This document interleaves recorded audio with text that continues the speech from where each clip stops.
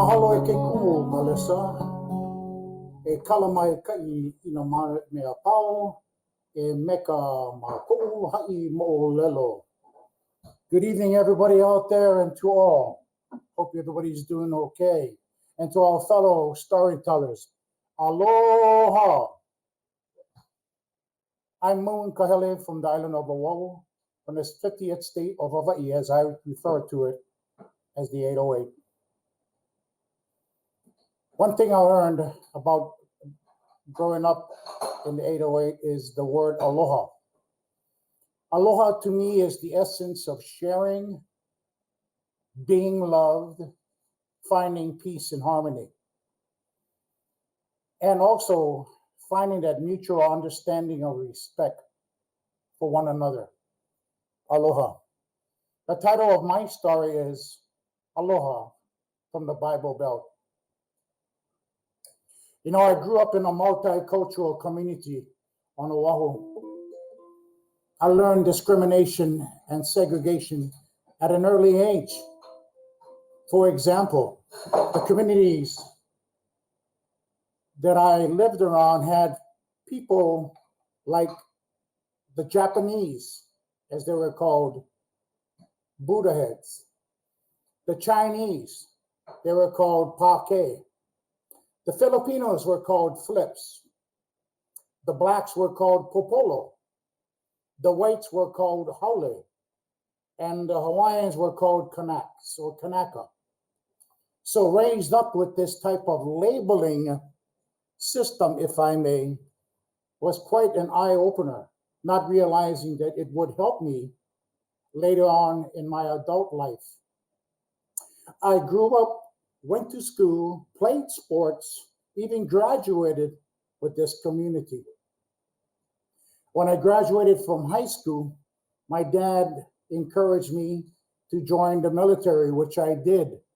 The U.S. Army shipped me from the 808 to the West Coast, and eventually I ended up in the Bible Belt. If you don't know what the Bible Belt or the area or the region of the Bible Belt, let me give you my description of the Bible Belt. It's comprised of a few southeastern states that's socially conservative. They are staunch church goers, big-hearted people, and they're a real close family knit society. As I did my time in the U.S. Army, I decided to get out of the Army.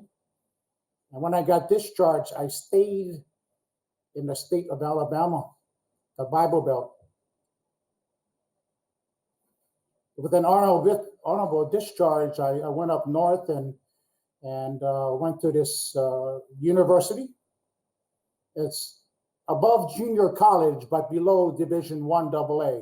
It's a Division II college. Applied, got accepted.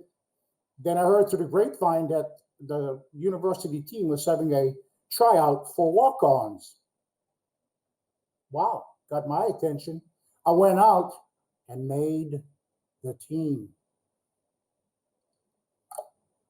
Young man from Hawaii, Polynesian, playing for a team, a football team in the state of Alabama. My experience being a football player, coming into the stadium or leaving the stadium after games, I could hear whispers in the crowd, murmuring. One particular whisper I heard was, "What in hell is this piece of shit guy think he is, coming here in Alabama, taking the spot of a boy that was born and raised here?" Yeah, it hurt, but I was there for one thing, to play ball, to play college ball. So I let that like water off a duck's back. I moved on. It's all about moving on. I met a Southern Belle not long after that. We had a lot of things in common. We liked school, study halls, and we threw down a few cold ones together. We'd seen each other as friends for about 2 or 3 semesters. So we thought about taking it to the next level and started dating. not knowing that one of the traditions there is meeting the parent. So once football season was over with, we planned on a Friday afternoon when no classes was going on to drive to her parents' home and meet their parents. And I was excited because we were taking our friendship to the dating level.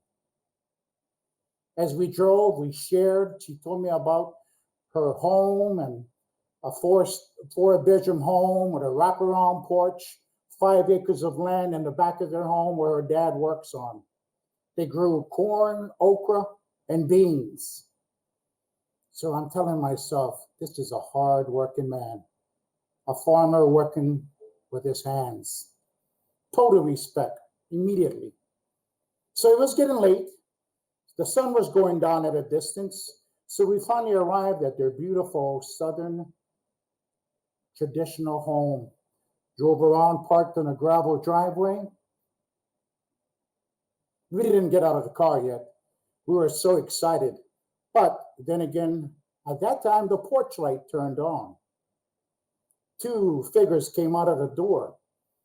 The lady up front, her mom, was a tall drink of water, probably about 5'10", maybe 5'11".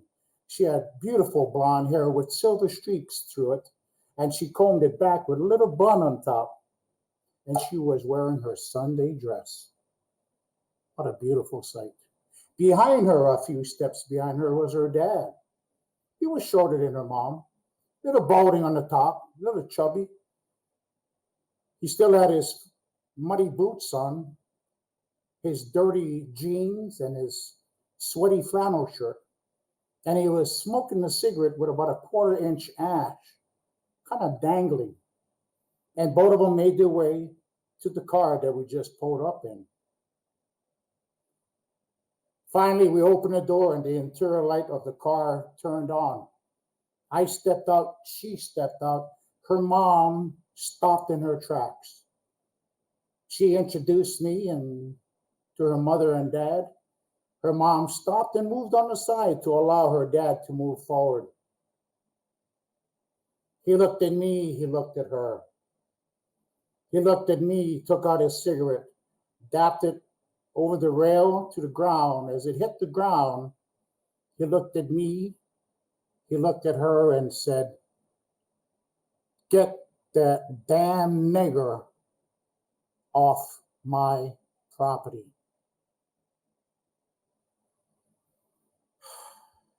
I turned to her, I said, I'll go back to the campus and I'll come back Sunday and pick you up. On my way home by myself in an empty car, I realized what the word aloha meant. The understanding and the relationship of and respect of others. And the lack of aloha in the Bible Belt. And mahalo to everybody. Stay safe, stay blessed.